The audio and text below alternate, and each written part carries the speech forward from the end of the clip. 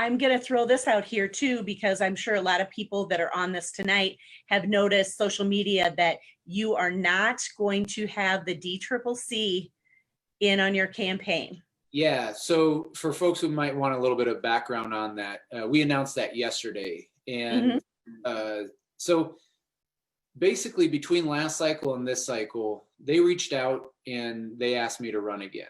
And I said I would listen to them, and they said they'd be all in if we did that. And so that didn't really weigh in my decision. What I wanted to do was represent this district and what we wanted to do. And I felt we had some unfinished business left last time. And so that was the reason why I decided to run, not the whole that they would say they were all in.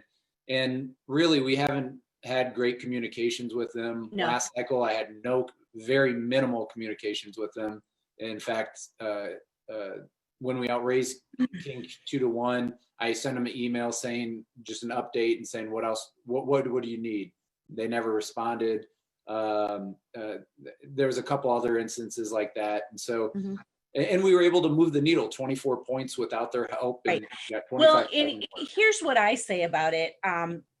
You know, I'm a Democrat through and through, and I think that probably the DCCC has a place in the party, but I'm glad that you're not doing it, because I really feel like what your campaign is doing is going to be the most effective in the 4th district. And I agree. And I feel like what they have a one type system fits all. Right. And we don't fit in that system. And we can't do that. Right. We can't. And so I had a call with the chairwoman, Sherry Bustos, and I just kind of gave her an update of what we're doing. And I go, we really have nothing left to prove. Either you're in or you're out. And I just after the conversation, I met with my team and I said, you know what, I would rather have this race be run out of Sioux City than out in DC. And ultimately, that was our decision. And you know what's been absolutely amazing is the amount of support we've gotten, you know, all throughout this, whether it was King going down, our support actually went up after this. Our fundraising has gone, we've had really 2 really good days of fundraising and people. Absolutely. So I mean, it gets back to what we are. We're a people power campaign. And yes, for sure.